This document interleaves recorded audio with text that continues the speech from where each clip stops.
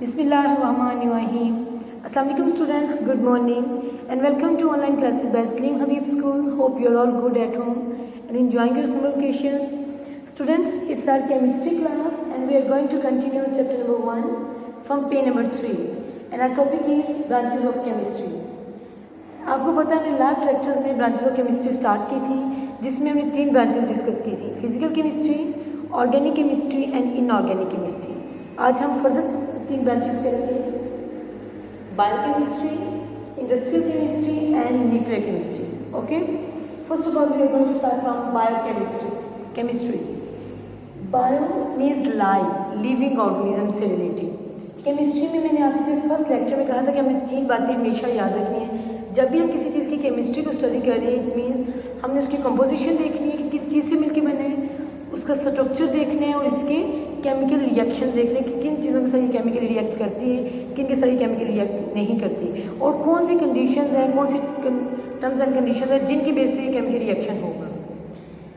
Biochemistry में हमने composition, structure और केमिकल रिएक्शन तो देखना है, लेकिन अब किन का देखने, वो सब्सटेंसेस जो लिविंग ऑर्गेनिज्म के अंदर प्रेजेंट होती हैं उनकी हम कंपोजिशन भी देखेंगे, स्ट्रक्चर भी देखेंगे और केमिकल रिएक्शन भी देखेंगे. बायो की टर्म यूज़ होती है लाइफ के लिए, लिविंग ऑर्गेनिज्म के लिए. कोई भी अगर हम लिविंग ऑर्गेनिज्म की स्टडी करें उसके लिए हम यूज़ करेंगे बायो. बायोकेमिस्ट्री मीन्स कि हम लिविंग ऑर्गेनिजम्स की केमिस्ट्री की स्टडी कर रहे हैं. बायोकेमिस्ट्री में हमें ये देखना होता है कि सिंथेसिस, सपोज हम लोग फूड ले रहे हैं, वो हमारी बॉडी में किस तरह, हमारी बॉडी की डिफरेंट सेल्स फॉर्मेशन में किस तरह इन्वॉल्व होती है, किस तरह हमारी बॉडी की ग्रोथ में इन्वॉल्व होती है. सिंथेसिस के लिए और मेटाबॉलिज्म के लिए, ब्रेक डाउन के लिए, वो फूड किस तरह ब्रेक डाउन होकर हमारी बॉडी का पार्ट बनती है, हमारी बॉडी को फ़ायदा पहुंचाती है और कौन कौन से कंपोनेंट्स बनाने में इन्वॉल्व होती है. ओके, नेक्स्ट वन इज हमारे फूड के 3 मेन रिसोर्सेज होते हैं, मेजर जो रिसोर्सेज हैं, कार्बोहाइड्रेट्स, प्रोटीन, फैट्स. जो भी हम फूड लेते हैं या तो उसमें कार्बोहाइड्रेट्स होते हैं या फैट होते हैं या प्रोटीन होते हैं. अब ये तीनों फूड प्रोडक्ट्स हम लोग ले रहे हैं. अब ये फूड प्रोडक्ट्स जब हमारी बॉडी के अंदर जाएंगे, इन्होंने ब्रेक डाउन होने, हमारी बॉडी को एनर्जी प्रोवाइड करनी है, बॉडी का पार्ट बने, हमारी बॉडी के ग्रोथ में इन्वॉल्व होने. ये जो जितने प्रोसेसेस हो रहे हैं इनमें केमिकल रिएक्शंस होते हैं. हमने देखना है कि इनकी फूड की जो किस तरह कंपोजिशन है, क्या कंपोजिशन है, उसका स्ट्रक्चर क्या है और कंपोजिशन जो इन फूड प्रोडक्ट्स में कौन कौन से कंपोनेंट प्रेजेंट है, वो किस तरह हमारी बॉडी को फ़ायदा पहुंचाते हैं, किस तरह हमारी बॉडी का पार्ट बनते हैं और किस तरह एनर्जी रिलीज करके हमारी बॉडी की ग्रोथ में इन्वॉल्व होती है. ओके, अब बायोकेमिस्ट्री का स्कोप क्या है, इसकी एप्लीकेशंस क्या है.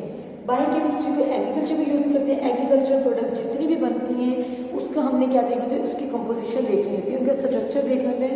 उन्होंने एग्रीकल्चर प्रोडक्ट्स में जाके हमारी बॉडी के साथ किस तरह केमिकल रिएक्ट करना है, लिविंग ऑर्गेनिज्म की बॉडी पे उसका क्या इफेक्ट होगा.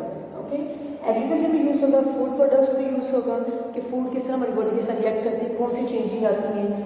और मेडिसिन में जितनी भी मेडिसिन प्रोडक्ट्स बनेंगे उसको हम बायोकेमिस्ट्री में स्टडी इन दैट टर्म करेंगे कि मेडिसिन का हमारी बॉडी पे क्या इफेक्ट है. अगर मेडिसिन हमारी बॉडी में जा रही है तो उनकी कंपोजिशन क्या है और जो कंपोजिशन है वो बॉडी के अंदर जाके किस तरह केमिकल रिएक्ट करती है, उस केमिकल रिएक्शन का हमारी बॉडी के लिए साइड इफेक्ट हो रहा है या हमारी बॉडी को अगर बेनिफिशियल है हमारी बॉडी के लिए मेडिसिन, तो क्या बॉडी में चेंजिंग कौन सी आ रही है उस मेडिसिन की वजह से. ये सब कुछ हम स्टडी करते हैं बायोकेमिस्ट्री में. Next one is industrial chemistry. Industrial chemistry में हमने केमिकल्स को तैयार करना होते हैं इंडस्ट्रियल लेवल पे. अगेन केमिकल्स हम तैयार करेंगे, उनकी कंपोजिशन को स्टडी करेंगे, उनका स्ट्रक्चर देखेंगे, उनका केमिकल रिएक्शन देखेंगे, किन चीज़ों के साथ ये केमिकल रिएक्ट करते हैं. अगर हम कोई तैयार करें केमिकल, उसका हमारा स्कोप क्या है, किन चीज़ों के साथ ये रिएक्ट करेगा, किन के साथ रिएक्ट नहीं करेगा.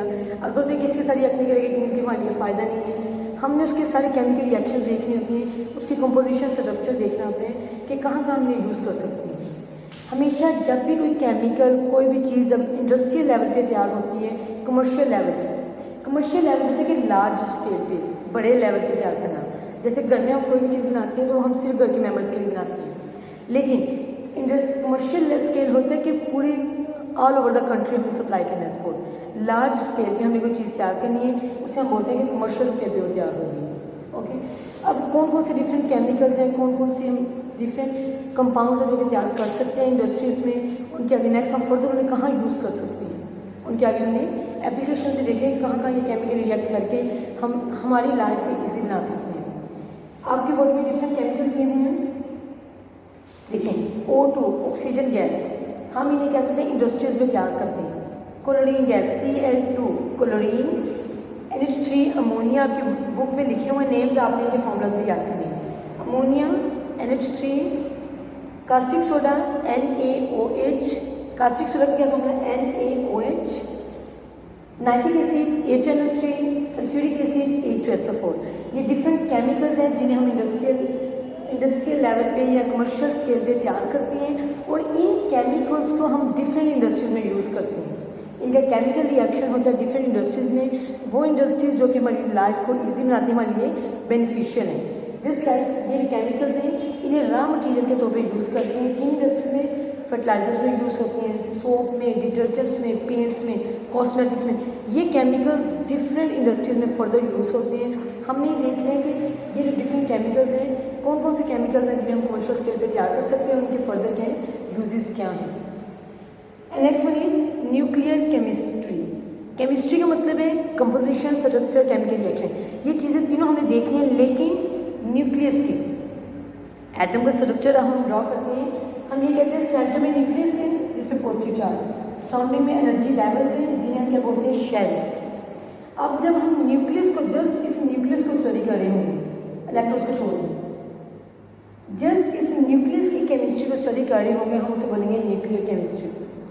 न्यूक्लियर केमिस्ट्री में हमें न्यूक्लियर प्रोसेसेस देखने होते हैं कि न्यूक्लियस के अंदर कौन कौन से प्रोसेसेस होते हैं। अगर न्यूक्लियस को हम ब्रेक डाउन कर रहे हैं तो कौन सी चेंजिंग प्रोड्यूस होंगे, क्या उसका फ़ायदा है न्यूक्लियस को ब्रेक डाउन करने का। इस न्यूक्लियस को, इसके अंदर कौन कौन से केमिकल रिएक्शंस हो सकते हैं पॉसिबल, इन चीज़ों की स्टडी के लिए हम न्यूक्लियर केमिस्ट्री को यूज़ करते हैं। इसके अलावा रेडियो एक्टिविटी,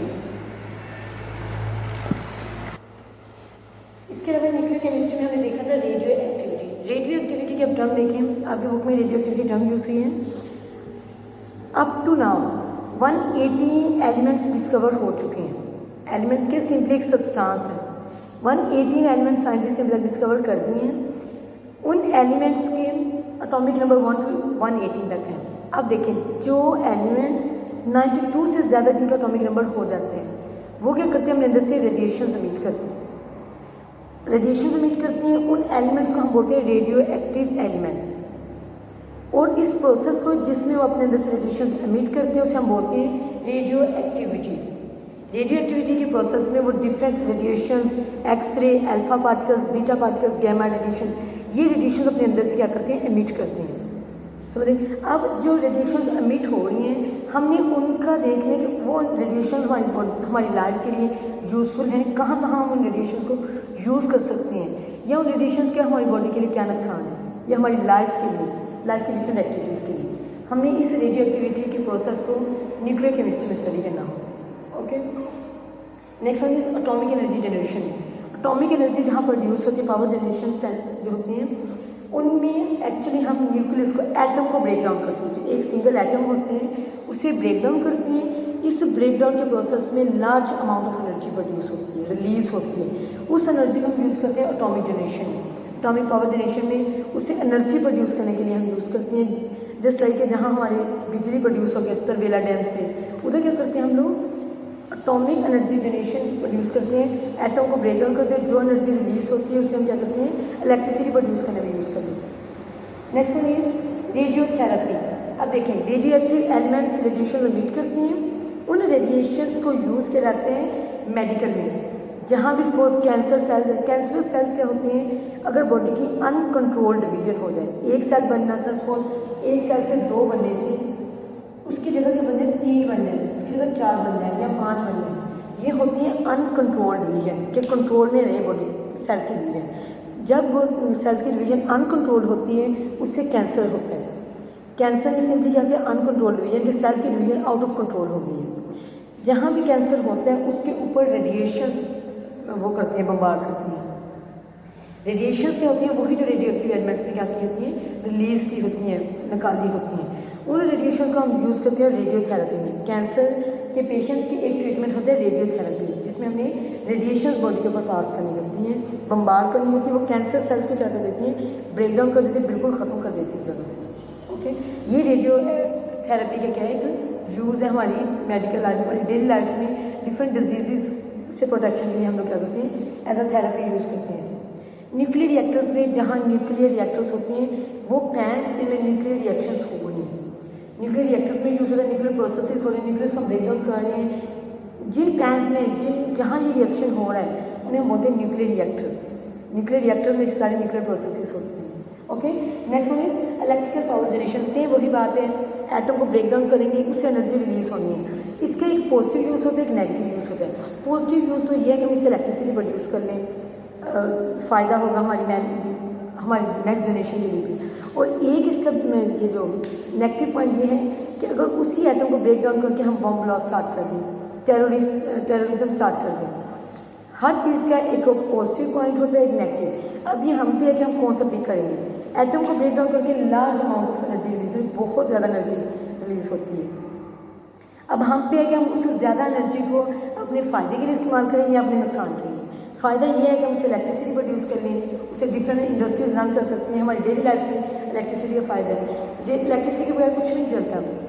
यहाँ इसका एक नेगेटिव पॉइंट है कि आप उसी एनर्जी जो रिलीज हुई है उसे क्या कर लें, बॉम्ब ब्लास्ट में यूज़ कर लें, बॉम्ब ब्लास्ट करके डिफरेंट लोगों को नुकसान पहुँच जाए, ये चीज़ होती है।